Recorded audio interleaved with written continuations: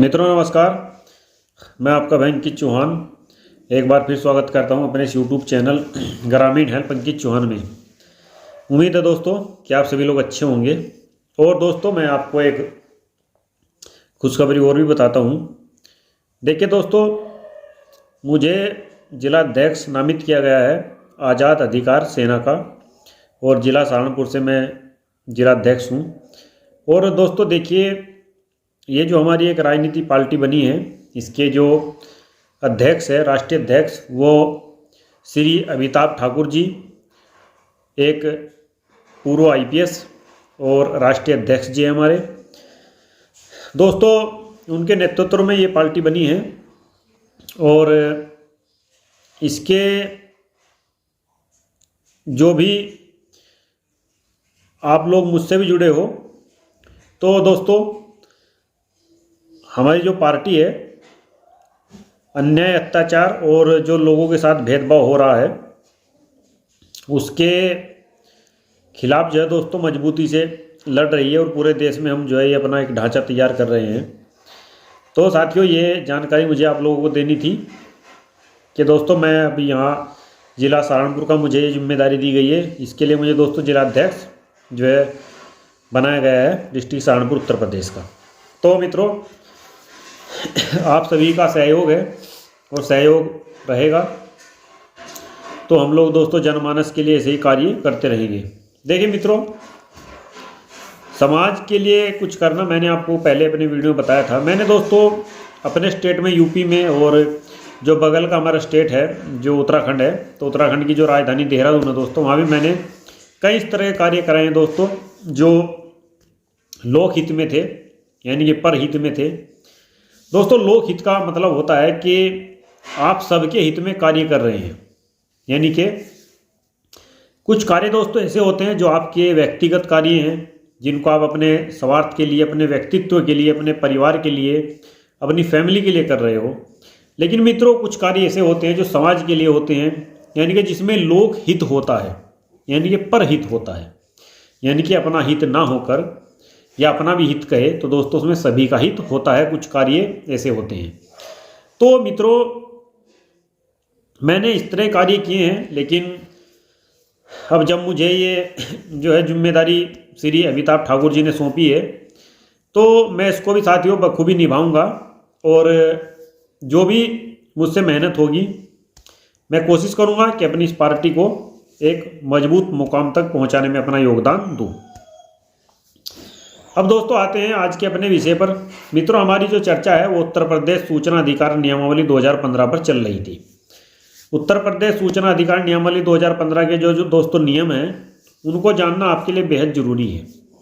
ऐसा ही नियम दोस्तों आपके लिए मैं आपको बताऊं, ये धारा जो नियम है 15(1), उत्तर प्रदेश सूचना अधिकार नियमावली 2015 का जो नियम 15(1) है, आयोग द्वारा अधिरोपित शास्ति की वसूली की प्रक्रिया क्या है।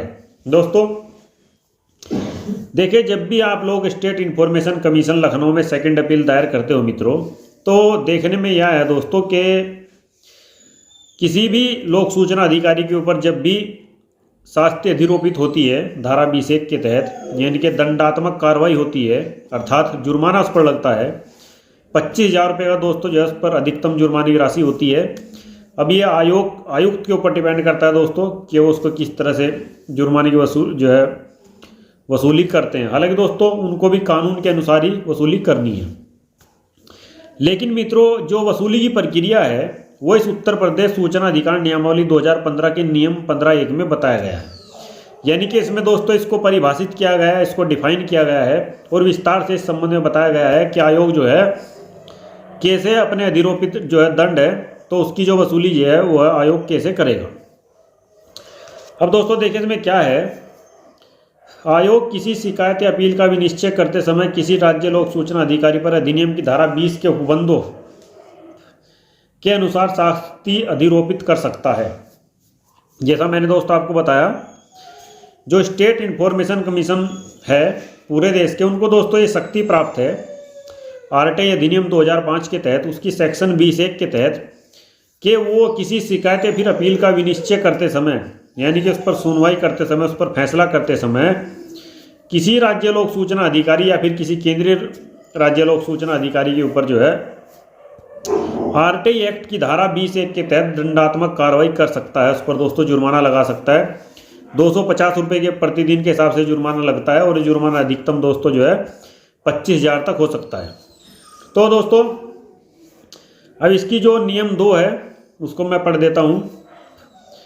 किसी राज्य लोक सूचना अधिकारी पर शास्ति अधिरोपित करने हेतु आयोग द्वारा पारित आदेश की एक प्रति रजिस्ट्रार को अगर सारित की जाएगी, उक्त आदेश की प्राप्ति के उपरांत रजिस्ट्रार द्वारा आदेश के विवरण को प्रारूप 17 में उक्त परियोजना के लिए रखी गई पंजी में प्रविष्ट किया जाएगा। देखिए दोस्तों यहाँ पर ये क्या कह रहे हैं कि किसी राज्य लोक सूचना अधिकारी पर शास्ति अधिरोपित करने हेतु, यानी कि कोई भी राज्य लोक सूचना अधिकारी हो उस पर शास्ति अधिरोपित करने हेतु आयोग द्वारा पारित आदेश की एक प्रति रजिस्ट्रार को अग्रसारित की जाएगी। यानी कि दोस्तों जो रजिस्ट्रार होगा उसको उसकी एक प्रति प्रेषित की जाएगी जिस पर भी अधिरोपित जो है दंड की जो कार्रवाई हुई है जिस भी जन सूचना अधिकारी पर, तो उस आदेश की एक कॉपी जो है दोस्तों रजिस्ट्रार को सौंपी जाएगी। अब इसके बाद जो है दोस्तों क्या कहा है, उक्त आदेश की प्राप्ति के उपरांत रजिस्ट्रार द्वारा आदेश के विवरण को प्रारूप 17 में उक्त परियोजना के लिए रखी गई पंजी में प्रविष्ट किया जाएगा। जो रजिस्ट्रार महोदय है दोस्तों उक्त आदेश की प्राप्ति के उपरांत, यानी कि जब रजिस्ट्रार महोदय को ये आदेश मिल जाएगा तो रजिस्ट्रार द्वारा आदेश के विवरण को प्रारूप 17 में उक्त परियोजना के लिए रखी गई पंजी में प्रविष्ट किया जाएगा। यानी कि जो प्रारूप 17 में उक्त परियोजना के लिए दोस्तों जो पंजी बनी हुई है उसमें जो है जो रजिस्ट्रार है वो दोस्तों जो है उस आदेश को जो है उसमें अंकित करेगा। तो मित्रों ये था उत्तर प्रदेश सूचना अधिकार 2015 नियमावली 2015 के नियम 15(1) और 15(2) के बारे में मैंने आज आपको बताया। ऐसे ही दोस्त आप लोग हमारे इस YouTube चैनल पर बने रहिए, मैं आपको काफ़ी महत्वपूर्ण जानकारी भविष्य में देता रहूँगा। मित्रों आज के लिए इतना ही, मैं आपसे फिर मिलता हूँ नेक्स्ट वीडियो में। दोस्तों मैं हूँ अंकित चौहान, YouTube चैनल ग्रामीण हेल्प अंकित चौहान से, और मैं फिर आपसे कहूँगा दोस्तों इस आरटीआई एक्ट के बारे में, इस नियमावली के बारे में मैं आपको बता रहा हूँ, क्योंकि दोस्तों एज ए सिटीजन मेरा फर्ज है कि मैं आपको बताऊं, तो मैं अपनी ड्यूटी बखूबी दोस्तों निभा रहा हूं। तो फिर मिलता हूं साथियों, तब तक के लिए सादर नमस्कार।